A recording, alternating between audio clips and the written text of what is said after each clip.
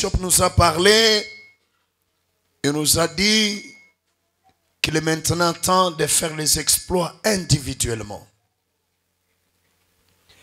Et ce n'est pas l'affaire maintenant de Dieu, c'est ton affaire. Ce qui veut dire la prise de conscience de ton état, de qui tu es face à ton Créateur, détermine ce que tu donneras ou bien tu feras comme exploit.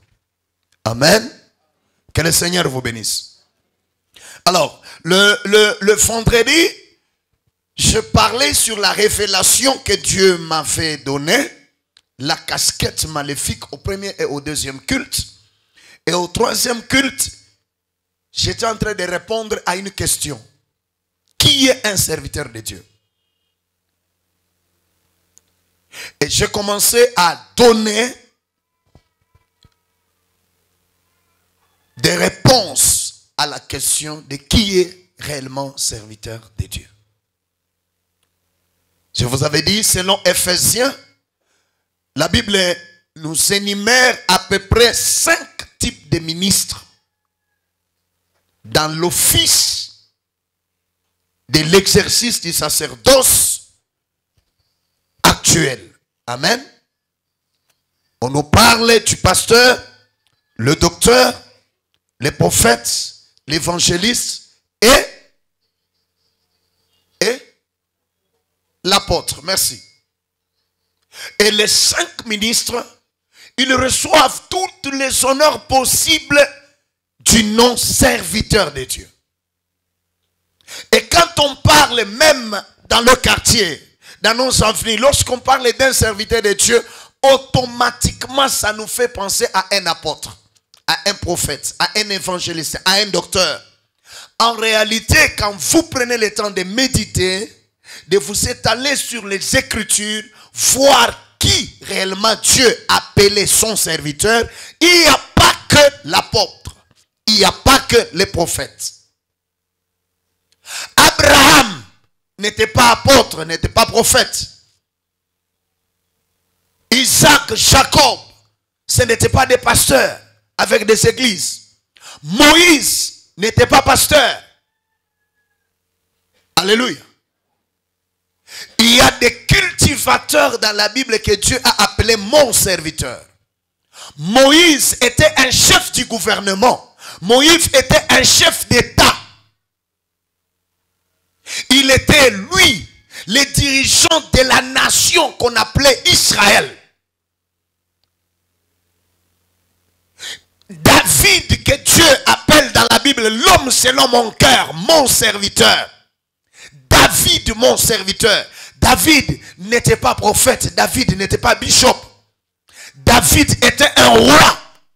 Il y a 2 rois dans la Bible que Dieu a appelés serviteurs. Mon serviteur. Il y a des gouverneurs dans la Bible que Dieu a appelé mon serviteur, un gouverneur. Qui était Job? Job était un millionnaire. Job était un grand riche du côté de l'Orient. Job n'était pas pasteur, n'était pas apôtre. Mais la Bible dit, as-tu vu, Dieu présente Satan. Il pose la question à Satan, d'où viens-tu? Oh, j'étais en train d'errer ça et là. Et Dieu lui pose la question, as-tu remarqué mon serviteur Job? Dieu l'appelle mon serviteur. Et quand vous lisez le premier chapitre, la Bible dit, Job était un homme intègre, considéré dans tous les contrées de l'Orient. Il avait des richesses, il respectait les principes. Alors j'étais en train de chercher à faire comprendre aux enfants de Dieu qui nous donnent nous le privilège d'être appelés serviteurs de Dieu, cependant que tu l'es aussi. Qui est un serviteur? C'est une personne qui fait toutes choses pour quelqu'un sans les mélanger. Donc, on peut avoir des commerçants. Un commerçant qui fait tout dans ses commerces, mais pour la gloire de Dieu. Il il est serviteur de Dieu, commerçant.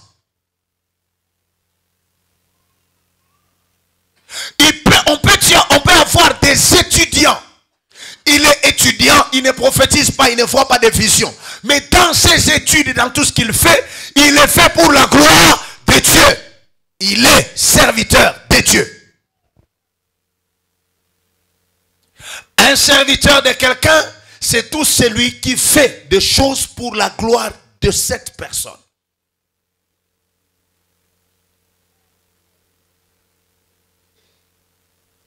Quand il fait poser un acte, il est fait pour plaire à cette personne, pas pour quelqu'un d'autre.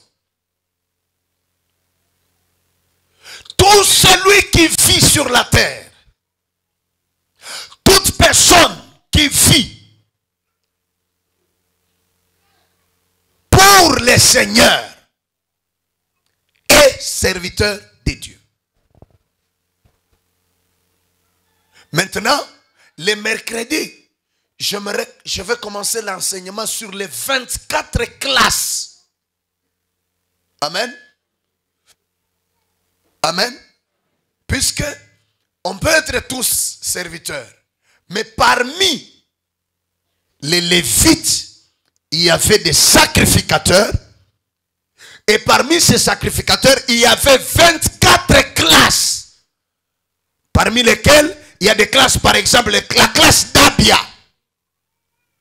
Ce sont les classes des sacrificateurs. Mais ils étaient sacrificateurs. Amen. Ils étaient au service de l'Éternel. Tout celui qui travaille pour le Seigneur dans sa maison, il est serviteur de Dieu. Même la personne qui t'enchaîne est servante et serviteur de Dieu.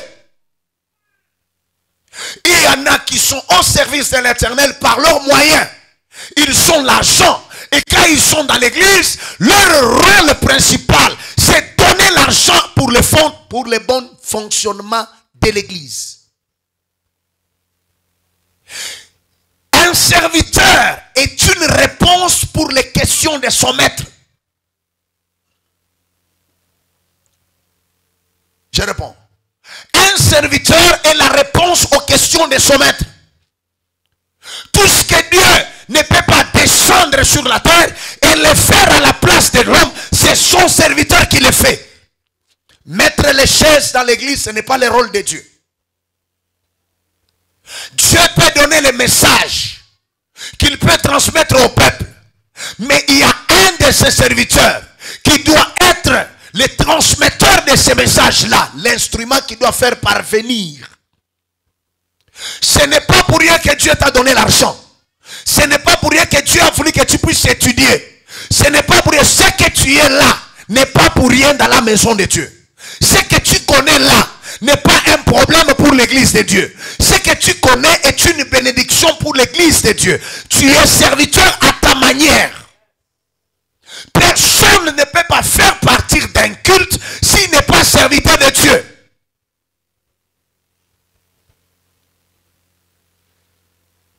Comment tu es arrivé à faire partir d'un culte si tu n'es pas serviteur de Dieu? S'il y a eu des agriculteurs que Dieu a appelés mon serviteur. Mkulima.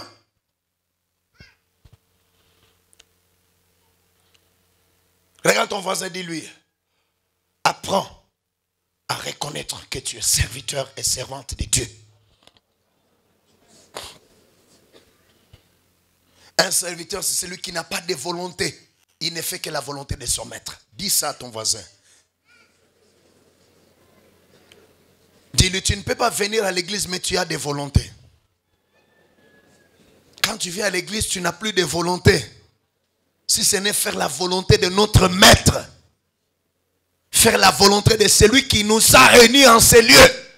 Tous, nous sommes serviteurs du Dieu Tout-Puissant. À moins que tu sois sorcier. À moins que tu n'as jamais reçu Jésus dans ta vie comme Seigneur et Sauveur. Nous regrettons, par exemple, dans ces cultes, je regarde et je vois dans la salle beaucoup de choristes qui ne sont pas à la chorale, mais ils sont dans la salle, ignorants de leur position. quand j'étais choriste, si ma chorale chante et que je suis dans l'église, je suis comme quelqu'un qui est malade. Je ne me sentais pas aller. Et surtout la manière dont la chorale a loué aujourd'hui. Non, moi, dans l'ancien temps, pendant que je fus choriste, j'avais les soucis même de quitter dans l'église et retourner à la maison. Puisque je ne me retrouvais pas à mon poste.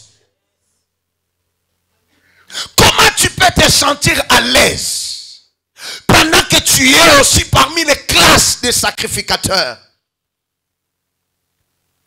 Tu es dans un culte, mais tu n'as pas joué ton rôle dans le culte et tu te sens à l'aise. Tu adores même, tu donnes même l'offrande et tu sors, tu dis, ibada ya leo zilikuwa nzuri sana. Haikuwa nzuri kwako. Il y a des gens, toi tu ne peux pas venir à l'église sans donner ton argent à l'église. Puisque même dans ton cœur, tu dois savoir que c'est ça ma mission. Il y a des gens qui ne peuvent pas venir à l'église. Ils constatent la présence de la saleté dans l'église. Puisque mettre la propreté dans l'église, c'est sa responsabilité. Ce n'est pas un fardeau, mais c'est une responsabilité. Dieu ne le donne pas à toute personne. Combien de fois on m'a conseillé, papa, repose-toi un peu. Mais quand il s'agit de prêcher la bonne nouvelle, enseigner la parole de Dieu, je sens cette responsabilité.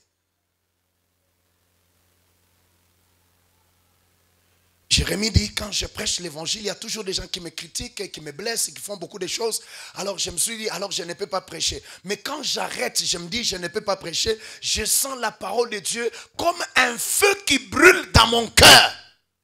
Jusqu'à ce que je dois les libérer pour avoir la paix. Comment tu peux avoir la paix en tant que serviteur et servante de Dieu? Bouge ton voisin. Nous ne sommes pas des fidèles et des pasteurs, des fidèles et des chrétiens. Tous dans cette salle, nous sommes des serviteurs de Dieu. Dis à ton voisin. Dis à ton voisin, si tu ne le sais pas, apprends à vivre comme servante, comme serviteur de Dieu. Un serviteur, c'est celui qui fait la volonté de son maître. Un serviteur, ce n'est pas seulement celui qui prophétise, qui donne des messages, qui fait tomber les gens. C'est lui qui prophétise, il a reçu, il est de la classe. Il y a des prophètes que la Bible appelle mon serviteur, les prophètes. Serge Numbi, mon serviteur, prophète, docteur Israël. Mais toi, Dieu peut t'appeler mon serviteur, mais cultivateur. Puisque dans le champ, tu fais la volonté de Dieu. Tu peux travailler au gouvernorat, mais tu es serviteur de Dieu dans les gouvernements congolais. Je vous avais donné les noms de plusieurs personnes. Roi, mais serviteur de Dieu. Dieu l'appelle mon serviteur. Présent, maman. Nabuchodonosor, c'était un gouverneur. Un roi. Il y avait des gouverneurs. Zorobabel. Zorobabel, gouverneur. Mais la Bible dit mon serviteur. Zorobabel. Présent. Némi aussi, oui. Némi était aussi gouverneur. Il n'était pas prophète. Il n'était pas bishop. Il travaillait avec Esdras, qui était sacrificateur. Mais regardez les exploits de cet homme. Pourquoi nous avons des églises où les gens considèrent les serviteurs, c'est seulement les pasteurs? Ah, il est membre à Missa, ni pasteur, pas pasteur à organiser. Non, non. Tous les serviteurs se donnent pour l'évolution de l'œuvre de leur maître. Dis à ton voisin, qu'est-ce que tu vois dans l'évolution de l'œuvre de notre maître? Ce n'est pas seulement le maître du pasteur, c'est notre maître à nous tous, Jésus-Christ. Cette église n'est pas l'église du pasteur, c'est l'église, la Bible dit, Pierre, tu es Pierre, et sur cette pierre, je bâtirai mon église, et les portes du séjour des morts ne prévaudront point contre elle. Mon église, c'est l'église de notre maître. Il y a des serviteurs. L'église a besoin seulement de leur intelligence. Ils ne savent pas prêcher, mais leur intelligence est une réponse à l'évolution de l'œuvre de Dieu. Leur regard. J'ai vu une maman. Toutes les fois qu'elle entrait dans mon bureau, j'ai des problèmes. Je ne me sens pas bien. Papa, j'ai des difficultés. Mais avant-dernier jour du marathon, j'ai reçu un coup de téléphone les samedis. Papa, je suis au bureau. On me dit que vous venez de partir. À quelle heure? 17 h. J'ai fait beaucoup de courses. Je me suis dit, je dois faire certainement quelque chose dans l'organisation du marathon. Je dis, c'est quoi ça? Il dit, papa, j'ai voulu que 3 protocoles s'habillent comme des hôtesses. Je te calme. Je dis, et maintenant, qu'est-ce que tu as pensé? Il dit, papa, j'ai acheté quelque chose. Vous me cherchez des filles, qu'elles ne soient pas tellement grasses, qu'elles soient un peu de même taille. Elle donne beaucoup de détails, mais au téléphone. J'ai dit à maman Gina, la seule personne qui travaille à l'hôtel, c'est Crépine. Gloria n'est pas là. Alors tu nous cherches, comme la soeur Agnès est là, cherche encore une autre soeur. Mais nous allons chercher, alors on prend telle soeur. Pendant qu'on venait à l'église, on n'avait aucune idée de l'image de ce que cette maman voulait faire. Quand je suis arrivé au bureau, je m'assois. Maintenant, elle est entrée au bureau. Elle commence à décorer les 3 choristes. Je me suis dit, tous nous sommes serviteurs de Dieu, mais chacun de nous doit avoir la révélation de ce qu'il doit faire pour l'évolution de l'œuvre que Dieu nous a donnée. Il y a beaucoup de gens, il y a même des choristes il y a même des protocoles qui ont très mal interprété ça. Mais vous n'avez aucune idée de qui a reçu cette révélation. Cette maman est toujours dans cette église. Cette maman, même pendant que je parle, elle doit être là. Elle est là, oui, je la vois. Elle est ici au milieu. Mais toutes les fois qu'elle venait à l'église, elle ne m'a jamais révélé de quoi elle est capable dans l'église. Dis à ton voisin, tu es à la base de tout le retard que nous connaissons dans notre église. Dis ça à ton voisin. Dis à celui qui est de l'autre côté, dis, le pasteur ne connaît pas tout.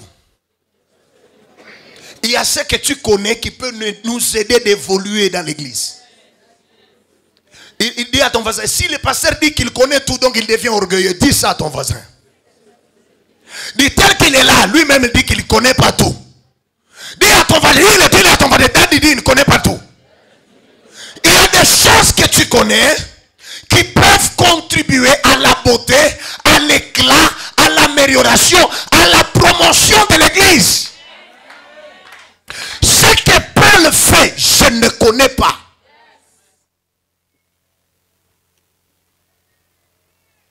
Ce que tu connais et que tu ne le révèles pas à l'église, tu n'es pas différent de celui qui contribue à la destruction de l'église.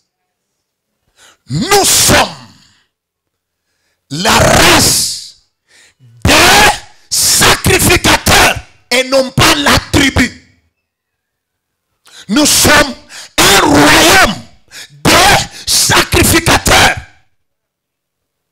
et non pas la tribu des Lévites. Je répète, nous sommes un royaume et des sacrificateurs. C'est ce que la Bible dit. La Bible ne dit pas nous sommes un royaume des sacrificateurs. La Bible dit nous sommes un royaume et des sacrificateurs.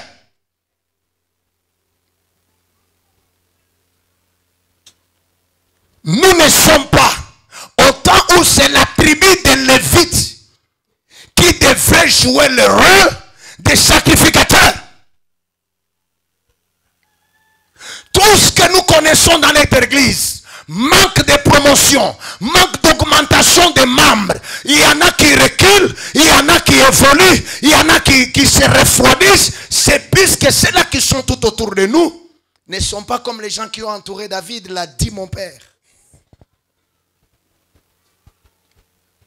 Il y en a qui veulent voir combien l'église va chuter pour qu'ils disent Or, responsabilité est de partager. Comment on vous appelle? Dans l'expression évangélique, on vous appelle brebis. Or, moi on ne m'appelle pas brebis. Moi on m'appelle berger. Or, le berger n'a pas un ventre pour avoir la grossesse de brebis. Il n'y a qu'une brebis qui engendre d'autres brebis. Ce qui veut dire les moutons, ça c'est toi.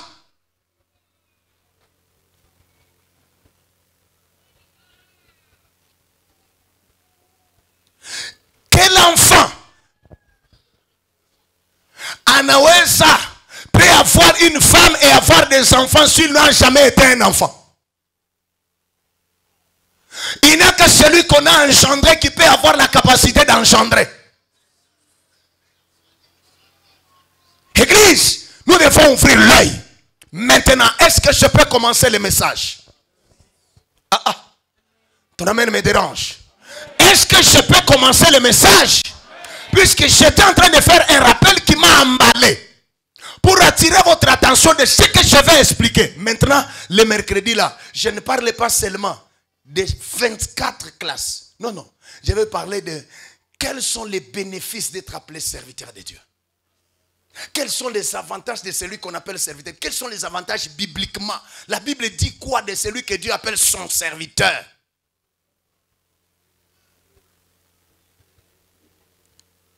Si tu me donnes un amen, je commence le message. J'ai dit si tu me donnes un amen, je commence mon message du jour. Alors, ça fait un bout de temps où je suis en train de vous parler sur la vie avant la Pentecôte et la vie après la Pentecôte. J'ai attiré votre attention sur éviter de vivre comme des gens qui ne sont jamais passés par les bénéfices des acquis de la Pentecôte. Ça, j'aimerais que maman nous lise. Qu'est-ce qui s'était passé? Actes des Apôtres, chapitre 2, verset 38 à 41. Rapidement, maman, je vais commencer le message. Là, c'est l'introduction du message du jour. Actes des Apôtres, chapitre 38, chapitre 2, le verset 38 à 41, nous lisons au nom de Jésus. Amen. Pierre leur dit: repentez-vous et que chacun de vous soit baptisé au nom de Jésus-Christ pour le pardon de vos péchés et vous recevrez du don de l'Esprit. Vous allez comprendre que là, il a reçu le Saint-Esprit. Avant le Saint-Esprit, dans Matthieu chapitre 26, il a eu peur de prêcher une seule femme. La deuxième femme l'a encore surpris. Il a eu encore peur. Les gens qui l'entouraient, ils l'ont rendu, ils l'ont attaqué, monsieur. Même ta façon de parler prouve que tu étais avec lui. Il a nié au point où il a même cherché sa mort. Amen. Et la finalité, quand on renie son identité, c'est que l'on est par rapport au Seigneur, on finit par se tuer. On finit par se donner la mort. Maintenant, cet homme qui avait peur, aujourd'hui, rempli du Saint-Esprit, il a eu l'audace de parler devant des milliers et des milliers de personnes.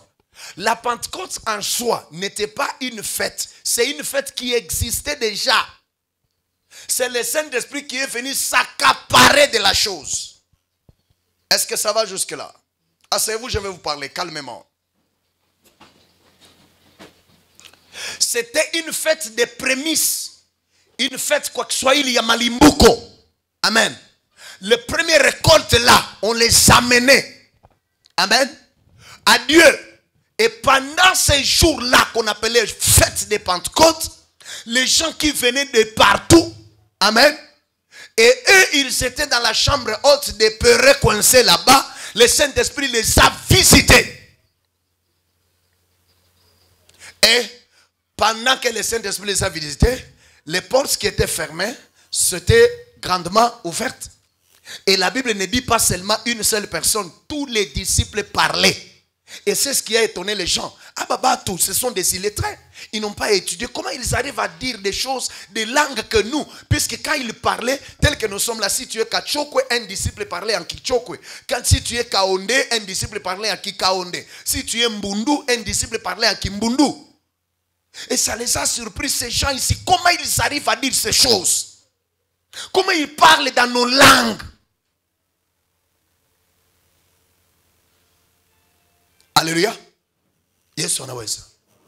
Alors, des choses comme ça avaient bouleversé. La Pentecôte est venue d'abord avec un vent de bouleversement. La Pentecôte est venue avec un vent de la confusion. Ceux-là qui se croyaient connaître se sont retrouvés élèves.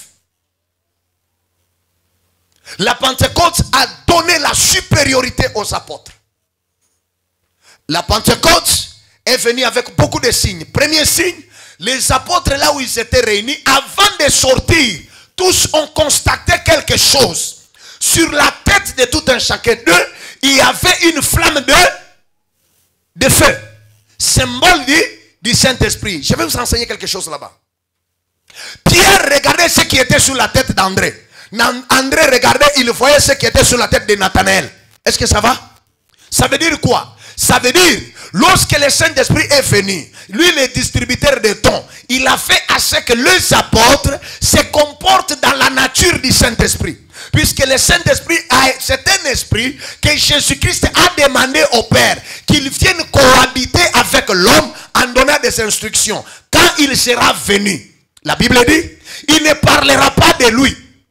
La première leçon que le Saint-Esprit a donnée aux apôtres sans ouvrir sa bouche, c'est la notion d'humilité.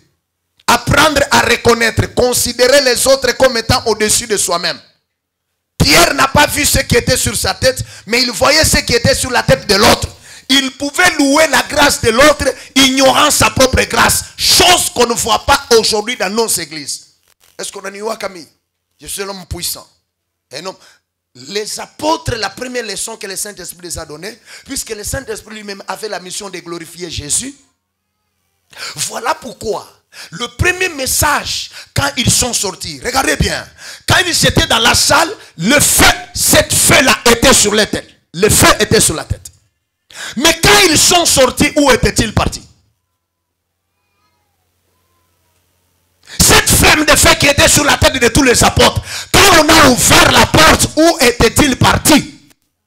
Je vous dis que c'était entré en eux pour commencer un travail. C'est le feu qui a donné les paroles. C'est le feu qui a donné l'expression. C'est le feu qui a donné le langage. Qui brûlait la langue des apôtres et les poussait à dire des choses selon la volonté de Dieu.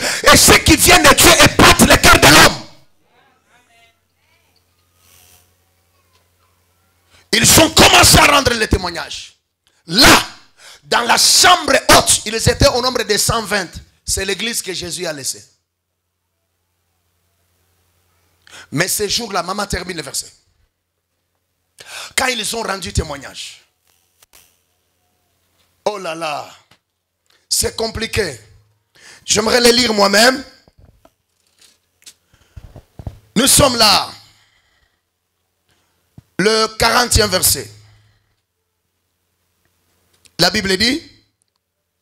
Et par plusieurs autres paroles, il les conjurait et les exhortait, disant, sauvez-vous de cette génération perverse. 41e verset qui est le tout dernier. Ceux qui acceptèrent la parole furent baptisés. Et en ce jour-là, le nombre de disciples s'augmenta à environ 3000 âmes. De 120 à 3000. Je répète, de 120 à 3000. La Pentecôte est venue créer deux choses. Première chose, la promotion de l'église. Deuxième chose, l'élévation de l'impactation du royaume au sein des humains.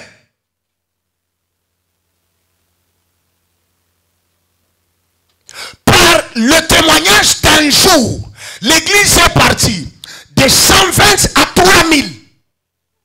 Question. Après 3 semaines, après 4 semaines, après 2 mois, après 3 mois, comment était-il devenu? Je peux continuer? Jésus a dit, quand les consolateurs, pas les consolateurs, prenons d'abord Actes des Apôtres, chapitre 1er, verset 8.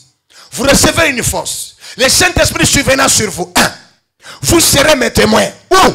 En Jérusalem, en Judée, en Samarie, jusqu'aux extrémités de la terre. Mais remarquez, quand le Pentecôte est venu, le jour de la Pentecôte, les apôtres ont reçu le Saint-Esprit. Lisez la Bible. Vous allez vous rendre compte qu'ils sont restés tous à Jérusalem.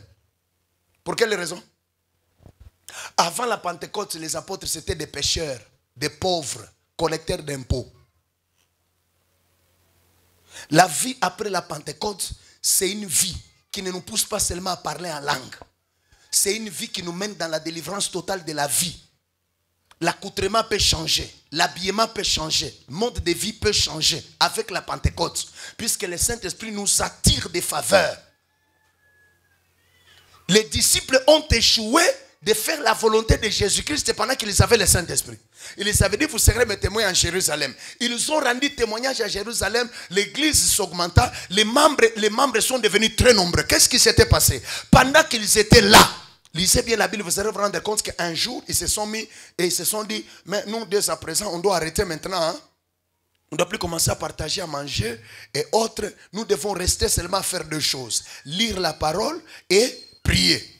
Avant qu'ils ne prennent cette résolution, ils faisaient quoi? C'est quand il y avait les offrandes de 10 000 francs, de 15 000 francs, le rôle des disciples, ils étaient tout autour du panier des offrandes.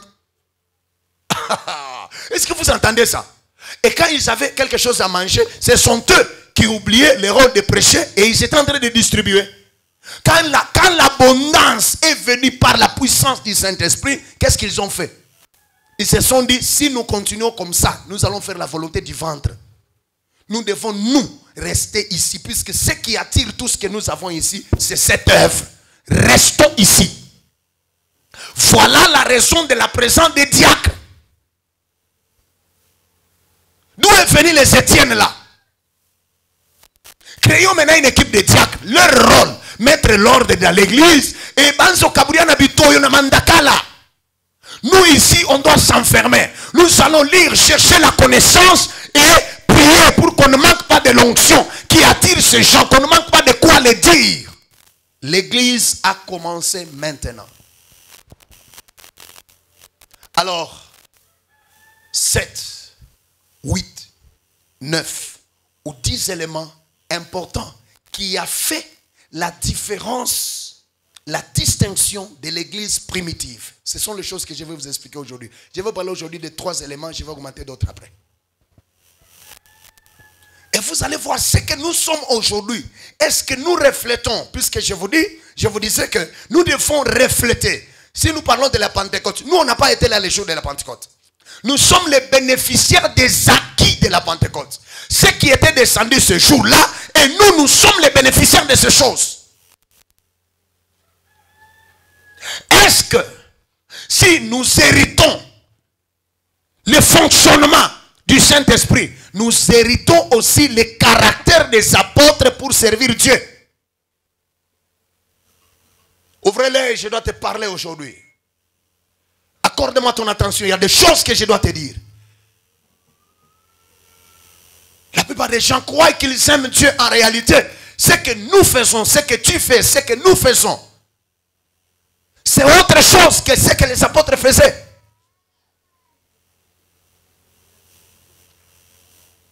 Alors, écoutez-moi. Quand les apôtres ont oublié qu'il fallait amener l'évangile à Samarie jusqu'aux extrémités de la terre, c'est Dieu lui-même qui a occasionné maintenant la persécution. Pourquoi? Puisque si les apôtres pouvaient rester dans ce confort-là, moi je ne serais pas pasteur aujourd'hui. Tu n'allais pas être chrétien aujourd'hui. Dieu a permis, et j'aimerais souligner bien, pendant plus ou moins 3 siècles, l'église des chrétiens était sérieusement persécutée de plus que toute autre religion. Je répète, pendant au moins 3 siècles, Dieu a permis que l'église soit persécutée. Et la persécution a créé le déplacement des apôtres. Amen. On les attaque ici, ils fuient, ils vont à l'autre endroit, l'autre va là-bas. En allant comme ça, l'évangile du Christ était en train de se répandre. Amen. Amen.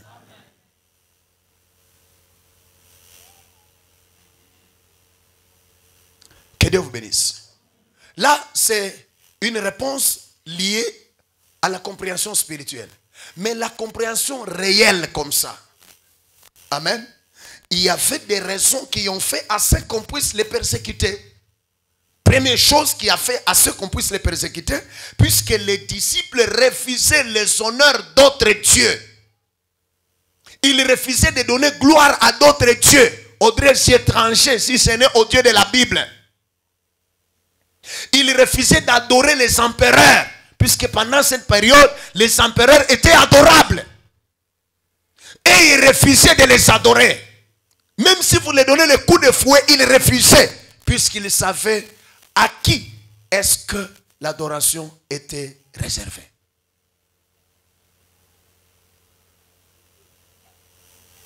Deuxième raison, ils s'étaient considérés comme trop exclusifs, trop étroits. Je répète, ils s'étaient considérés, les apôtres, trop exclusifs, trop étroits. Ils étaient aussi considérés comme une menace pour l'ordre social. Pourquoi cela? Puisqu'ils ont apporté un vent d'une autre culture. Et cette culture n'était autre que l'identité qu'ils avaient. Est-ce que vous avez compris? La culture que les apôtres ont amenée, qui a créé un trouble dans l'ordre social, c'était leur identité. Et quelle est l'identité qu'ils avaient? Des chrétiens. Le fait d'être chrétien, c'était déjà un problème. Puisque quand on dit c'est un chrétien, c'est supposé qu'il ne va pas adorer l'empereur. Si on dit c'est un chrétien, ça veut dire qu'il a sa façon de voir les choses. Il ne voit pas comme vos traditions. Il ne voit pas comme vos coutumes. Il ne voit pas comme vos quartiers, la foi et la vie.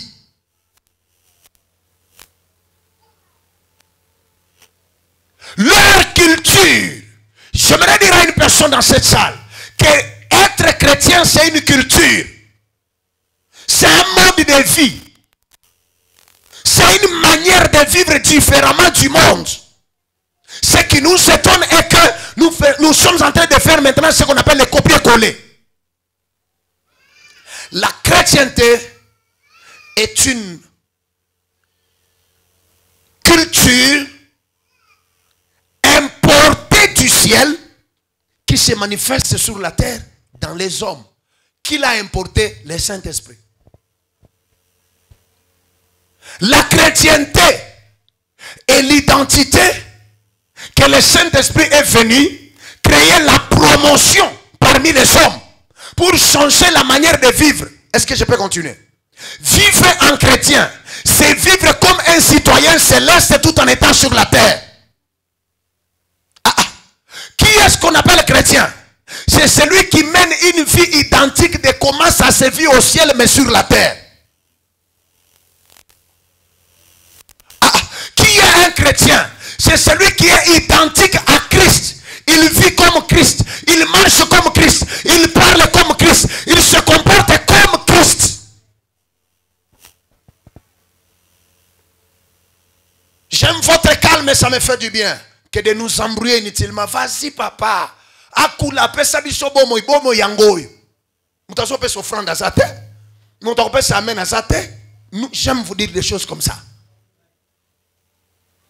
Si c'était le message, je veux quelqu'un parmi nous, je te dis la vérité, tu vas sauter là où tu es. Amen daddy, amen daddy. Race d'hypocrite. Les choses qui donnent la vie ne vous poussent jamais à dire amen. Mais les choses qui vous agitent pour ne rien vous amener, c'est ce que vous dites des amen.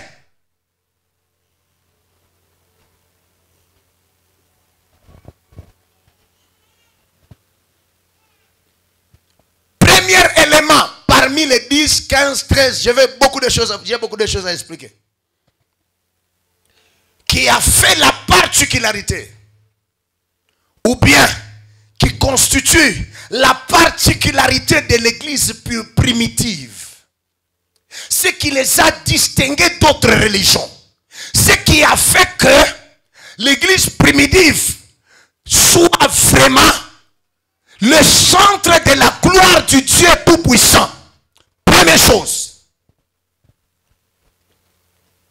L'église primitive était multiraciale.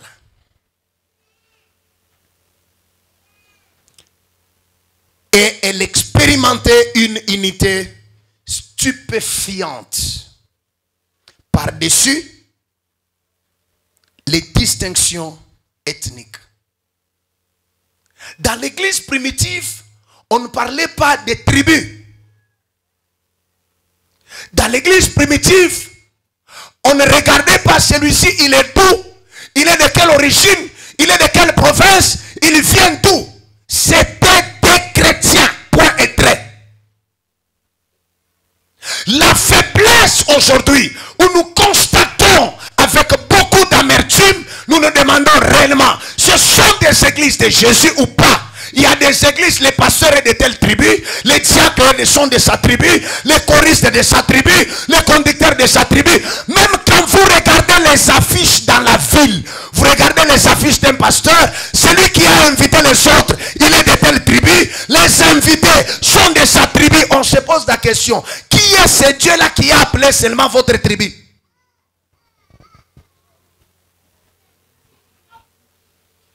La particularité de l'église primitive, la sauvagesse, les classes ibaretoches, il n'avait pas ce caractère-là ethnique.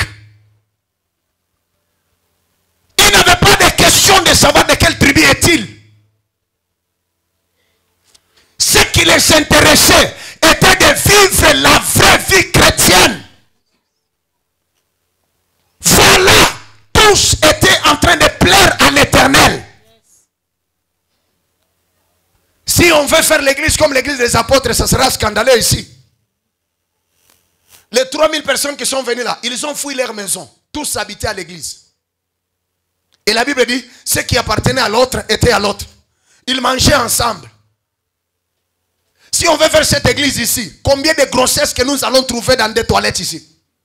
Avec nos frères ici que vous voyez là. Mais eux, ils étaient ensemble. Ils n'ont pas encaissé de grossesse. Un frère a engrossé une soeur. Ils ont fait l'église comme l'église de Noé. Oh mon Dieu, est-ce que je peux révéler? Dans l'église de Noé, les lions étaient là. Et la chèvre était là. Les lions n'avaient pas bouffé la chèvre. Les lions étaient là. Ils regardaient et disaient, même si j'ai des griffes, la moindre chose que je dois faire, à l'extérieur là, il y a 40 jours et 40 nuits. Il y a les eaux partout. C'est inondé. Dieu m'a sauvé par la grâce. Je ne peux pas utiliser mes griffes ici. Cela ne veut pas dire que le lion n'était pas lion. Le lion a seulement compris que ici où je suis, je n'ai pas mérité. J'allais mourir comme les autres. Nous sommes dans l'église pas puisqu'on a mérité. La Bible dit, en si grand nombre que lui-même appellera. C'est-à-dire, tu n'es pas un fou de hasard à l'église. C'est Dieu lui-même qui t'a appelé. Il a fait de toi choriste. Il a fait de toi intercesseur. Ce n'est pas l'affaire du pasteur. C'est lui-même qui sélectionne. Ce n'est pas par hasard que je sois ton pasteur. Tu ne m'as pas choisi. Dieu t'a attiré vers cette église.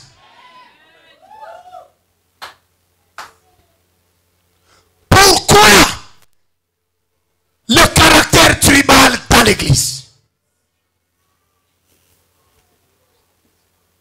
Pourquoi les équipes des hommes et des femmes liés à des tribus dans l'église? Vous regardez les gens, quand ils marchent à 4, ils sont de la même tribu. Quand ils marchent à 6, ils sont de la même tribu. Quand ils veulent se parler gentiment, vous les regardez bien. Tel et tel se parlent gentiment. Quand vous regardez bien, ils sont de la même tribu. L'église est un terrain neutre. Amen. Ne changeons pas ce que nous avons hérité des apôtres.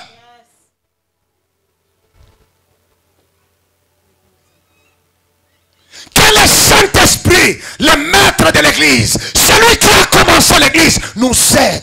Amen. Nous ne sommes pas des politiciens pour attirer les stratégies politiques dans l'église. Les politiciens sont nos enfants de la foi. Nous devons corriger leurs erreurs pour qu'ils ne puissent pas demain ou après-demain rater le royaume des cieux à cause de leur position qu'ils ont occupée sur la terre. Puisqu'il y a des politiciens dans la Bible que Dieu a appelé mon serviteur. Comment nos politiciens ne peuvent pas être aussi enfants de Dieu? La plupart des erreurs que les hommes politiques commettent, c'est lié toujours aux pasteurs. Puisqu'il y a des pasteurs qui ont leur propre verset à eux. Et qui ne prêchent pas l'amour. Et qui ne prêchent pas la communion. Qui ne prêchent pas les vraies valeurs des chrétiens. Pourquoi vous me regardez comme ça? Il y en a quand il donne. Il y a quelqu'un dans l'église qui lui dit, pourquoi toi tu as l'habitude de donner? Toi tu penses que tu es la seule personne qui peut donner dans cette église? J'aime votre calme et ça me fait du bien.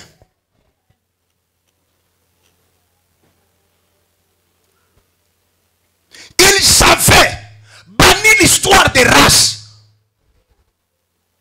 Ça n'existait pas. L'histoire d'ethnie n'existait pas. L'église primitive était fondée sur l'amour.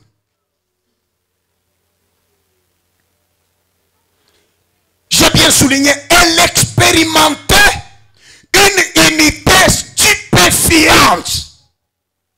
L'unité au sein de l'église primitive était tellement étonnante, épatante et bourgageante.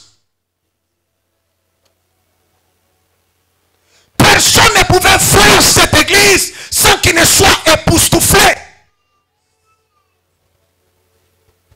Sans qu'il ne soit étonné.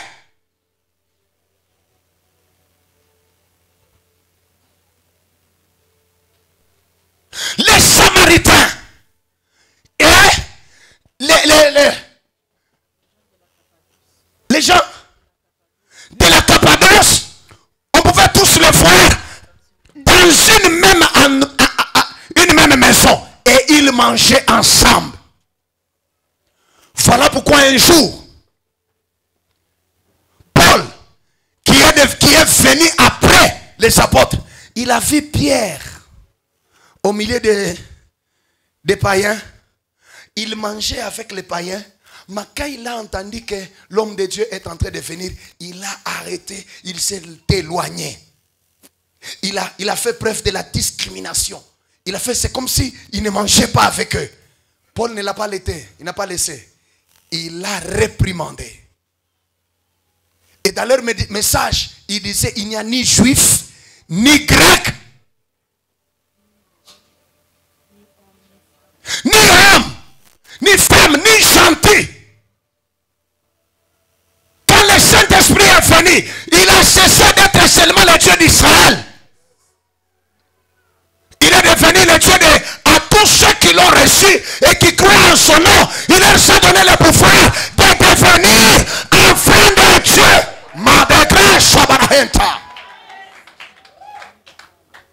Je peux me vanter aujourd'hui que je suis le fils du Très-Haut. Je peux me vanter aujourd'hui que le ciel me connaît. Mais pendant l'ancien temps, les Congolais n'étaient pas connus comme le peuple de Dieu. Il n'était que le Dieu d'Israël. Bien-aimés, n'oubliez pas, il faut lire la prophétie biblique. Israël n'est pas rejeté pour toujours. Et d'ailleurs, regardez ce qui se passe dans le monde. Ce sont les signes de récupération d'Israël. Il reste, quand bien même nous sommes là, il reste ce Dieu-là d'Israël.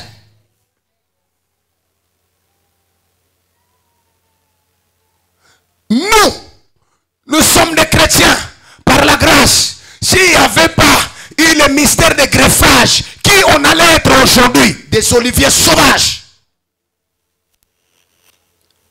Tu as trouvé grâce, chose que tu n'as pas méritée. Aujourd'hui, par la grâce de Dieu, par l'œuvre de la croix, tu deviens chrétien, mais tu as le temps. Yakuzara ukazi ya msalaba. Tu as le temps ya huko mkanisa meko msharati na batumishi. Tu as le temps huko mkanisa na huko mwizi escrow paka umu. Tu as le temps huko mkanisa wewe ndio unachonganishaka bantu bona kosana. Tu as le temps d'aller dans l'église, c'est toi qui donnes des fausses prophéties.